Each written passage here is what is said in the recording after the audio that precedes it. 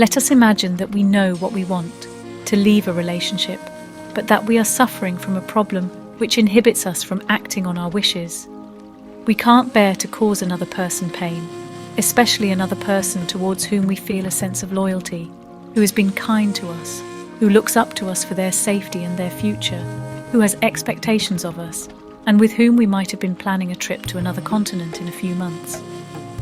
Perhaps we have come near to telling them on a dozen occasions, but always pulled back at the last moment. We tell ourselves that we'll get around to it after the holidays, once their birthday party is over, next year, in the morning. And yet the deadlines roll by, and we are still here. Our discomfort has to do with the thought of unleashing an appalling upset. They will dissolve into tears. There will be sobbing, which may last a very long time.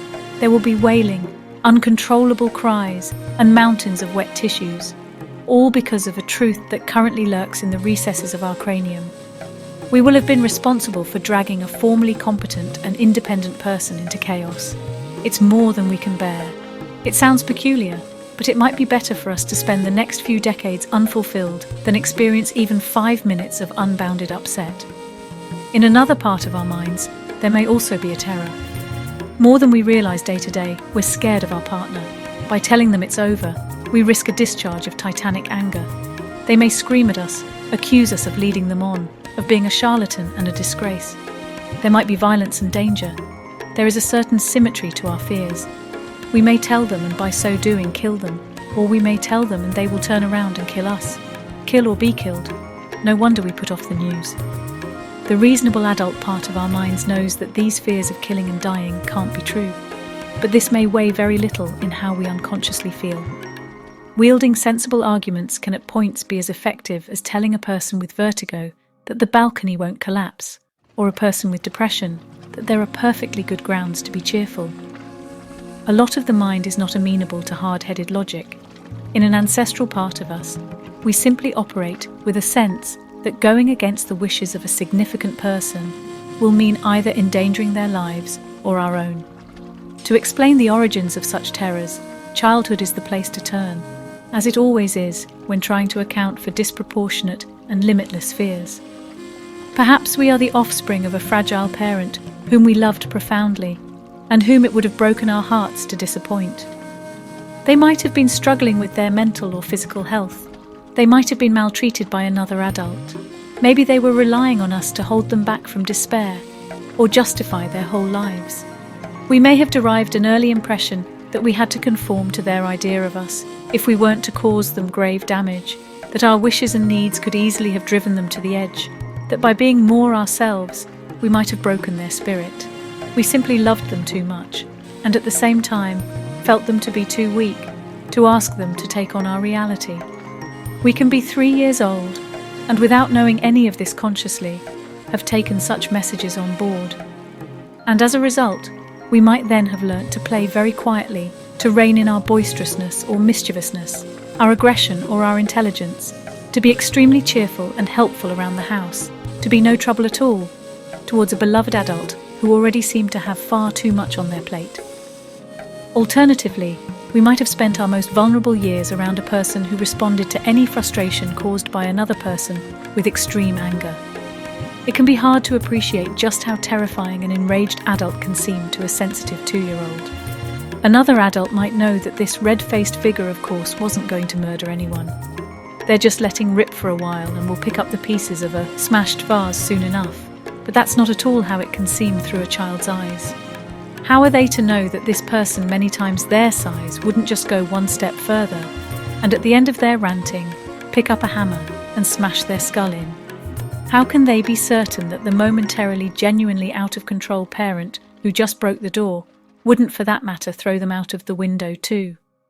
Child murder may be entirely alien to the furious adult, but that's not how it can strike a sensitive offspring. One doesn't have to actually murder anyone to come across, to an unformed mind, as someone who seriously might. No wonder we might be a bit scared of sharing some awkward news. Our minds are freighted with fears that stem from things that happened under precise circumstances long ago, but that continue to have a potent, subterranean, scarcely recognised and immense force in our lives today. By taking stock of the past, The task is to acknowledge that these fears are very real, but only in a very limited place, our own minds. They don't belong to adult reality. The catastrophe we fear will happen has already happened. We have already experienced someone who seemed to risk killing themselves if the news grew too bad, and someone who looked like they were perhaps going to kill whomever displeased them. But these issues are firmly located in another era. We need to take on board an always unlikely sounding thought. We are now adults, which means there is a robustness to ourselves and to our dealings with others. Another adult is highly unlikely to collapse on us, and if they do, there are plenty of measures we can take. We will know how to help them cope with their grief, directly and indirectly. It may seem as if it will never end, but that is a child's reasoning, not an adult's. In reality, it will be very bad for a few hours or days or weeks, but then eventually, as happens, they will get over it. They will recover their good humour. They will wake up one morning and see the world hasn't ended and that they know how to go on. Similarly, they won't actually try to pick up the nearest axe and chop us into small pieces. They may be furious, they may shout, there may be some ugly words, but again, we are now tall and independent. We can get away, in extremis. We have the number of the police and a lawyer. We can let the fury vent, and like a well-built bridge in a hurricane, be utterly confident that we can withstand anything that will come our way. To further lend us courage, we should remember a distinction between being kind and seeming kind. It can look as if the kind thing to do is never to anger or distress someone, and therefore never to give a person we have loved unwelcome news. But that is to overlook the more insidious ways in which we can ruin someone's life. To stay with a person because we wish to avoid a few hours of unpleasantness is no favour to them. If we then go on to be bitter, mean, snide, unfaithful, and depressed around them for the next few decades, we're not helping someone by sparing them a bad breakup scene if we then deliver a lifelong foot-dragging scene. A surprising amount of the misery of the world comes from people being overly keen to appear kind, or rather too cowardly to cause others short-term pain. The truly courageous way to leave is to allow ourselves to be hated for a while by someone who still loves us. We shouldn't imagine that they will never find anyone else like us. They may believe it now, and might even sweetly tell us so, but they won't believe it when they finally understand who we are. Real kindness means getting out.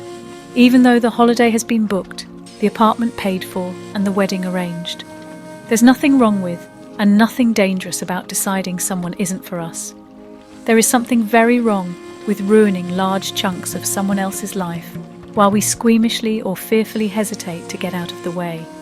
Deciding whether to stay in or leave a relationship is one of the trickiest and most consequential decisions we can face. If you like this video, please subscribe to my YouTube channel and watch this next video. I know you are going to love it.